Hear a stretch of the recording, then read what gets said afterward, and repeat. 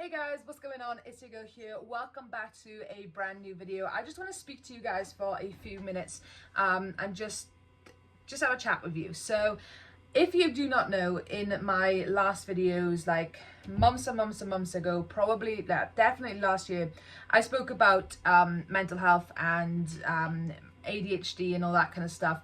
And recently I have been diagnosed with ADHD and I'm currently going through autism tests. I do not believe I'm autistic. I definitely believed that I have ADHD. That's why I went down these tests. But I do not believe that I'm autistic. The only reason I have to go for this autism test is just to clarify, just a marker off the list and just so that I can get the help that I need for the ADHD and make sure there's nothing else not in the way, but nothing else like siding the ADHD, like autism for example. So they just want to go for these tests just to make sure. So I'm waiting on the second part of my autism assessment. I've had my first half last week and it was hard, but it was good. It was positive. So I had my ADHD test a few months back now, and I've been wanting to make a video on it. I know that some of you guys suffer with ADHD and it's becoming a more known like thing, and a lot more people are now going out to get tested for it. And so I thought I'd give my experience of everything and just try and normalize it in a way on my channel, because it is something that I have struggled with my whole life. So the reason why I put myself forward to go for these tests is because throughout school I struggled big time.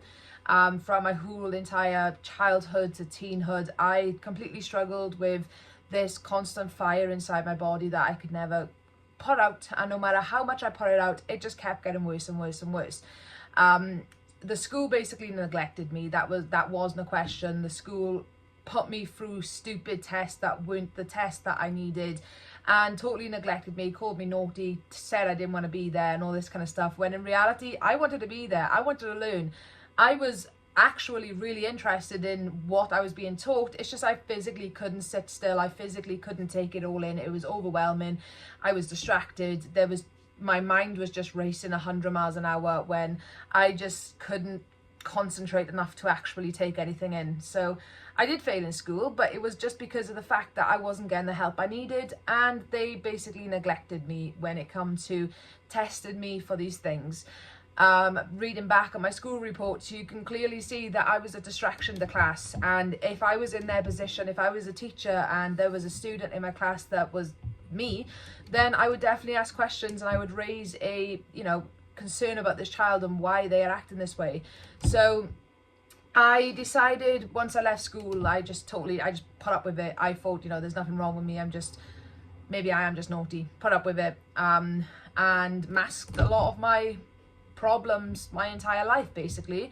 And then fast forward to beginning of this year, I phoned the GP and I said, because I was struggling, like I struggled daily, and it became more known to me how much I was struggling with this. So I phoned my GP and I was like, look, I want to go through a ADHD test. And they was like, yeah, that's not a problem. We'll transfer you over to them. They made me an appointment. I did have to wait a good couple of months for that actual appointment. They said, to go through this, we would like to run a autism test as well, just to make sure there's nothing else going on apart from ADHD. And yeah, okay, no problem, that's fine. What's going on there? Oh, it's the wind. So I had my assessment for the ADHD then. So basically the doctor phoned me up. It wasn't face to face, it was over the phone. He phoned me up, he asked me questions about my childhood.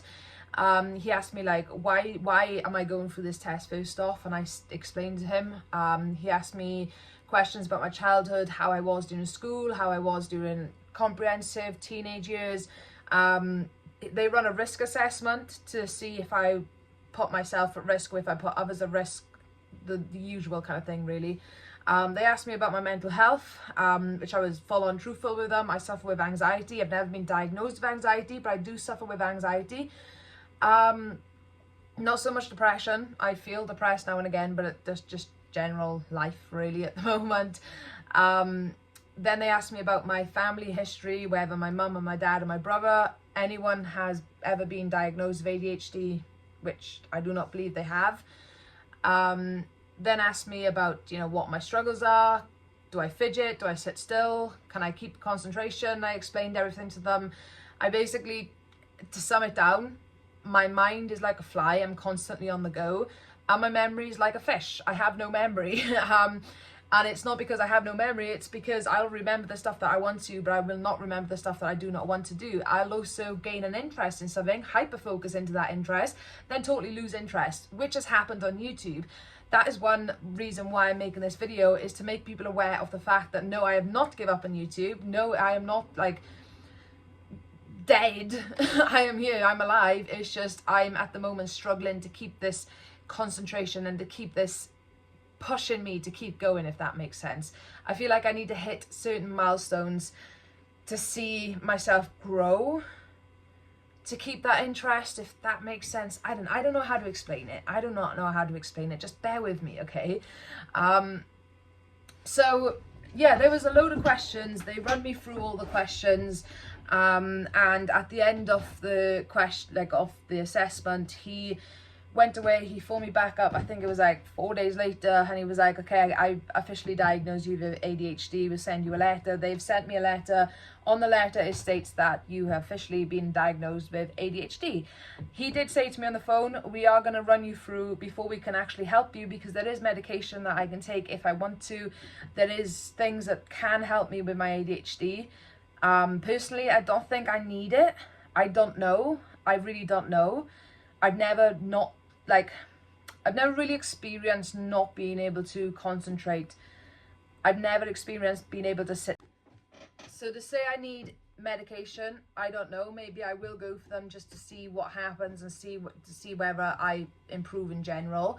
But he did say to get to that stage, I will need to go for the autism route just to make sure, because there are a few little red flags that he felt were a little bit more than ADHD. But I do suffer with dyslexia as well. So whether that's it, I don't know.